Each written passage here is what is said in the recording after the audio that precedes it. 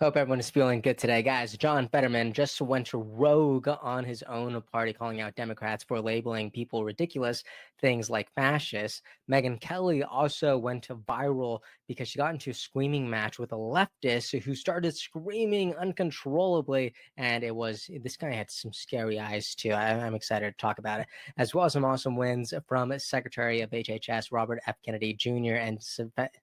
and Secretary of Defense Pete Hegseth, and more on today's episode of the Adam C. Moreno Show. So welcome back. Please consider liking, subscribing, and let's jump right in.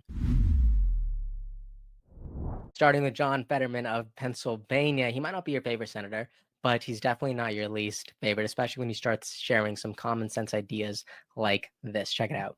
All the way. But I mean, on the left, you've got such extremes. Would you consider switching parties? No, I'm not going to switch, but I'm just going to be an independent voice in the Democratic Party. I'm not going to be afraid if people, and if there are groups attacking a Democrat, the last one in Pennsylvania, then to me, that's part of the problem, in our party. And if you want a Democrat that's going to call people Nazis or fascists or all these kinds of things, well, I'm not going to be that guy. Independent thinking and views wherever that I happen to believe the truth, regardless if it's the Republican or the Democratic voice, what I think is the truth in this. Now, in this truth right now, it's firmly on Israel through this. And it's always wrong to shut our government down. And that's where my voice is. And if that puts me as an outlier, and that's where I am. I love it. All we need to do now is get every other Democrat to say the same thing. The rogue senator also recently shared this, calling his party to turn down the temperature once again, and not just after something tragic happens, but to keep it down. If not, we're going to continue to see numbers like this continue to climb. This graph clearly indicates that left-wing violence reaches an all-time high after 30 years. Look at that. Speaking of rhetoric and how we communicate with each other, look at this. I recently saw this 2-minute clip featuring Megyn Kelly and a student getting into a screaming match, going back and forth, kind of not really only from his side, because he believes that President Trump holds some responsibility in the assassination of Charlie Kirk. Look at how ridiculous this is.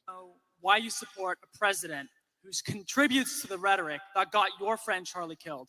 We saw his rally recently. He said, "I hate my enemies." Stephen Miller said similar things. How can you support him when he contributed to what got Charlie killed? Assumes facts, not evidence. What you said is not true. 70% of political violence is committed by Republicans. Okay. Look it up. That's not DOJ true. just pulled it. The DOJ just pulled it from their website. DOJ just pulled the study from their website because they're delusional. That's not true because they just pulled it. Look it up. Once you pull pulled it from their website. Once you pull the crazies out of there, it is overwhelmingly left-wing violence.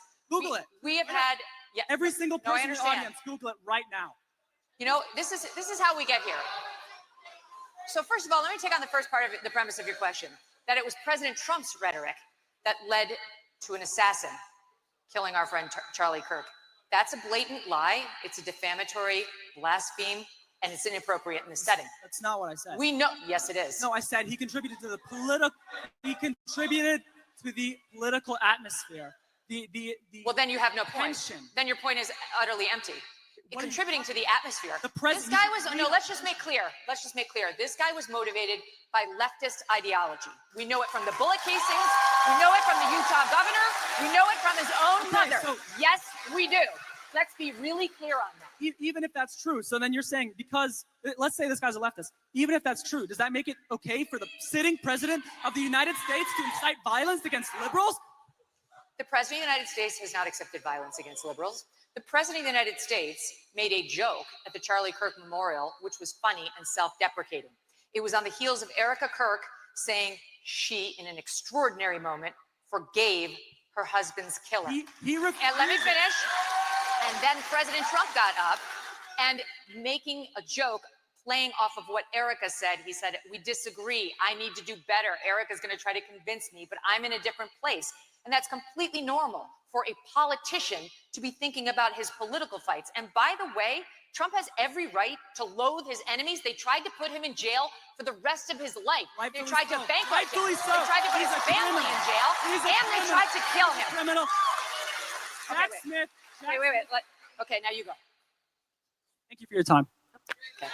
So good. And I want to point out a couple of things because I really think that this entire exchange was very interesting and incredibly telling of the political climate right now. So look at this. Did you notice how Megyn Kelly kept her cool this entire time during this exchange while this guy is screaming at her out of anger and fury? And the only time that you see Megyn Kelly raise her voice is when the audience is applauding and she needs to raise her volume. That's it. And jumping ahead a little bit, notice how he denies all the information once Megyn Kelly starts sharing the facts point blank of the political leaning of this shooter. He immediately starts nodding his head, no, as if he's just rejecting all this information. Look at this. This guy was, no, let's just make clear.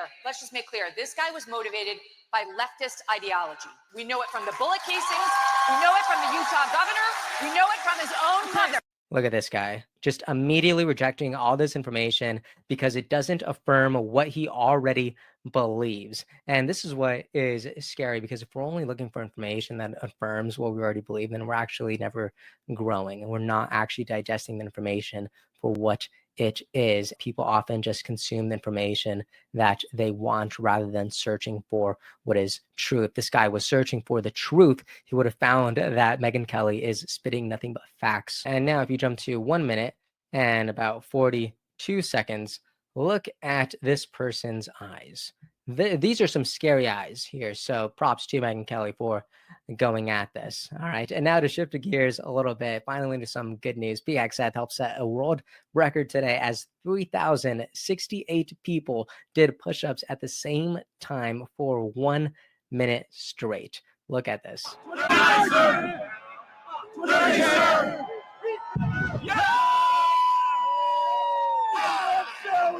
Look at that. PXF out here doing some side quests, and I love it. I love all encouragement that inspires more people to get out there and move. I think that is great, and I think that's what the American people need from this administration. Also, speaking of some awesomeness from this administration, Thomas Massie also recently came out to say that RFK Jr. is the best hire President Trump has ever made, and there is no close second. Of course, looking at the polls, this is confirmed. You guys won't believe what just happened. It's the middle of the night. I'm editing this video and I discovered, you know what?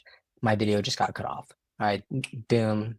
All my audio was just gone. So technical difficulties win again, unfortunately. But I was just, instead of scrapping the video, I'm like, you know what? Let me just turn on the camera and keep this going, because I actually like imperfections. I like mistakes, and let's actually use them to our advantage, because I think it is a perfect display of our humanity. So why not go ahead and continue? Let's just keep the conversation going. As I was just mentioning, Thomas Massie did say that RFK Jr. is the best to hire, but Thomas Massie isn't alone here. Right? I brought this up not that long ago. This is a recent CNN poll, and you could very clearly see that RFK Jr. is the most popular one. So there is really, second to none. All right. The closer the number is to 0, the better it is. And Kennedy is sitting at -7. Why?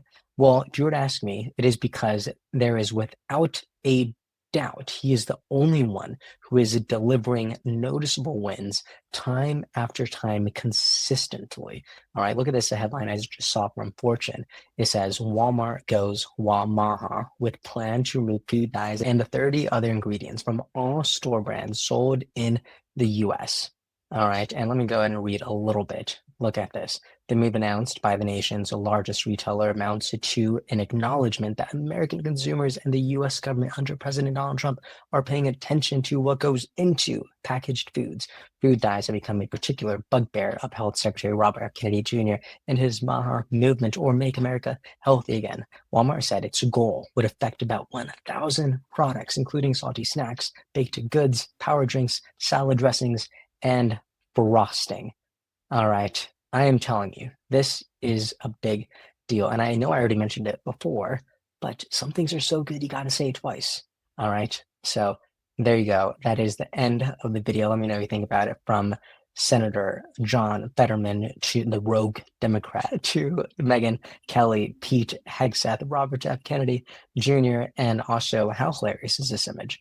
I just saw it on X the other day, and I'm like, let me throw this in there because I think it is great. Reddit Lies says, every time I see this image of RFK Jr., it's accompanied by a headline like, major U.S. companies stop selling cigarettes. Like, it's just something awesome, but it's this very dark image of RFK Jr. as if he's just about to go rogue.